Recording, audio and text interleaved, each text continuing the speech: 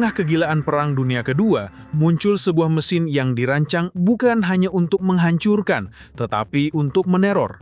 Bayangkan sebuah kokpit sempit di mana setiap derit logam dan gemuruh mesin yang berdenyut menyelimuti seorang pilot. Ini adalah Junkers Ju-87 atau yang lebih dikenal dengan nama Stuka, singkatan dari Stuurskampvliegtuig atau pesawat tempur tukik. Namun, menyebutnya sekedar pembom adalah mereduksi perangnya yang sebenarnya. Stuka adalah instrumen teror, sebuah senjata psikologis yang mampu memporak-porandakan moral musuh bahkan sebelum bomnya dilepaskan. Tujuan utamanya adalah menciptakan shock and awe. Senjata rahasia Stuka bukanlah muatan peledaknya, melainkan Jericho Trumpete, sebuah sirine aerodinamis yang terpasang pada strut roda pendaratnya. Saat pesawat menukik tajam, aliran udara yang deras memutar baling-baling kecil ini menghasilkan jeritan melengking yang menusuk bumi. Suara ini, sebuah lagu kematian yang direkayasa, menggema di lembah dan bukit, menyayat telinga dan melumpuhkan nyali ribuan pasukan di bawah sana. Para prajurit yang tadinya gagah perkasa, yang merasa aman di balik parit, kini panik, berlarian mencari perlindungan seperti serangga yang disemprot pestisida. Teror telah menjangkau mereka jauh sebelum ledakan pertama menghantam. Efeknya di awal perang sangat brutal, sangat mengerikan, dan sangat efektif dalam mendemoralisasi pasukan lawan. Desain Stuka mencerminkan tujuan brutalnya.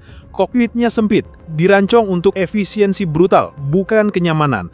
Gerakan pilot terbatas, dan visibilitas ke depan tidak optimal saat terbang mendatar. Namun setiap detail desainnya memiliki alasan aerodinamis dan taktis yang kuat. Sayapnya yang khas, melengkung ke bawah lalu naik lagi, dikenal sebagai inverted gull wing, memberikan kekuatan struktural luar biasa untuk menahan tekanan tinggi saat menukik.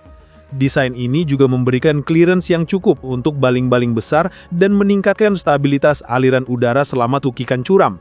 Di dalam kokpit, di hadapan pilot, terhampar panel instrumen analog dan mekanis yang sederhana. Pilot harus mengandalkan jarum-jarum penunjuk yang bergetar dan tuas-tuas kasar.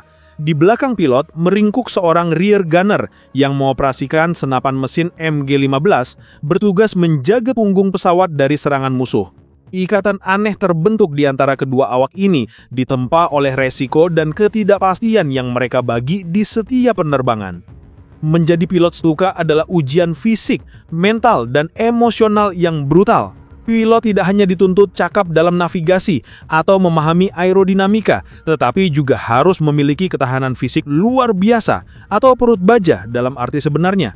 Mereka harus mampu menahan gaya G ekstrim yang dapat menyebabkan tunnel vision, gray out, atau bahkan blackout, atau kehilangan kesadaran. Muntah di kokpit saat menukik bukanlah hal yang langka, namun pilot harus mampu mengatasi semua ini tanpa kehilangan fokus sedikit pun. Latihan mentalnya bahkan lebih mengerikan. Pilot harus siap melakukan apa yang terasa seperti bunuh diri terkontrol.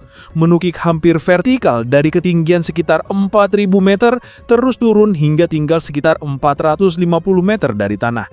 Dalam hitungan detik yang krusial itu, pilot harus menarik tuas kendali dengan presisi sempurna untuk menarik pesawat dari lintasan maut, melepaskan bom, dan kemudian kembali naik. Sedikit saja kesalahan perhitungan, telat sepersekian detik, atau tangan yang gemetar karena tekanan, maka fatal.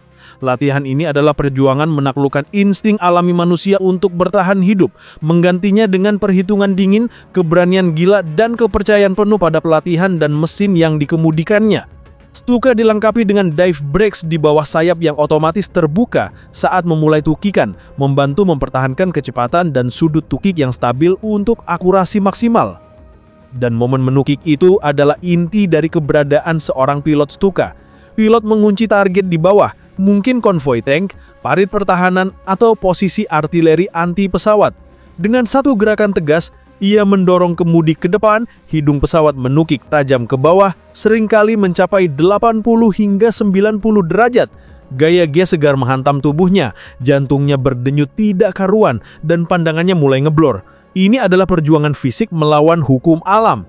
Dengan tangan menggenggam erat tuas kendali, pilot menekan tombol sirine. Dan pada saat itu, jeritan Stuka menggila. Tidak hanya bagi musuh di bawah tetapi juga merambat melalui rangka pesawat, beresonansi di tulang-tulang pilot itu sendiri.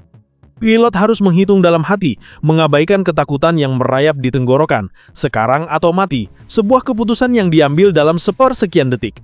Dengan segenap kekuatan, pilot menarik stik kendali ke belakang bersamaan dengan menekan tombol pelepas bom. Bom melesat dari bawah sayap dan pilot segera menarik pesawat ke atas dengan manuver pull out yang sangat kuat untuk menghindari tabrakan dengan tanah. Ia tidak melihat ledakan di bawah karena seluruh perhatiannya terfokus penuh pada usaha untuk menarik pesawat dari terjangan maut. Pilot hanya bisa berharap bomnya tepat sasaran dan yang paling penting, ia bisa selamat untuk misi selanjutnya. Namun, Stuka bukanlah pesawat yang aman. Justru pada momen paling intens ini, saat menukik dengan kecepatan tinggi dan jalur yang prediktif, Stuka menjadi sasaran empuk, bullseye yang jelas bagi artileri anti pesawat atau flak musuh.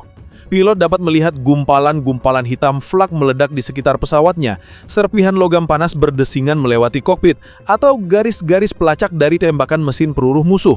Setiap detik terasa seperti pertaruhan hidup atau mati. Lebih parah lagi, banyak pilot Stuka yang meregang nyawa bukan karena tertembak, melainkan karena gagal menarik pesawat saat naik.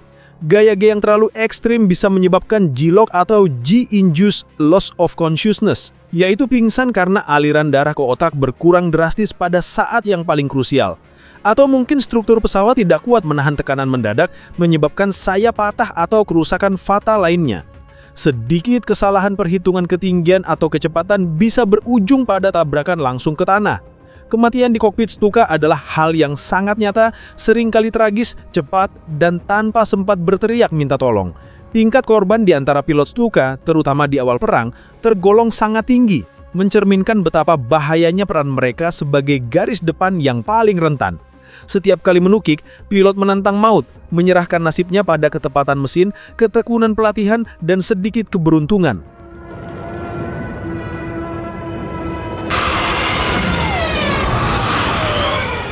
Kejayaan Stuka tidak bertahan selamanya. Di awal perang, saat strategi Blitzkrieg menguasai Eropa, Stuka adalah Raja Langit, simbol kekuatan udara Jerman yang tak terbendung. Namun, seiring berjalannya waktu dan berkembangnya teknologi perang, medan pertempuran udara berubah drastis. Pesawat tempur musuh menjadi jauh lebih cepat, lebih lincah, dan memiliki daya tembak superior. Pada pertempuran Britania atau Battle of Britain tahun 1940, Stuka menunjukkan kelemahannya yang fatal, lambat, kurang manuver, dan sangat rentan tanpa perlindungan pesawat tempur sendiri. Ia menjadi sasaran empuk bagi Spitfire dan Hurricane Inggris yang gesit dan modern. Stuka yang dulunya mendominasi, lambat laun tergerus oleh kecepatan dan teknologi pesawat tempur modern. Perannya mulai digeser, digunakan di front-front yang lebih tenang, atau untuk misi-misi di mana tidak ada oposisi udara yang kuat, seperti di Mediterania dan front timur. Bahkan di front timur, setelah dominasi awal, Stuka mulai kalah taji dari pesawat-pesawat tempur Soviet yang lebih baru. Stuka kemudian berevolusi menjadi pesawat anti-tank dengan meriam 37 mm di bawah sayap.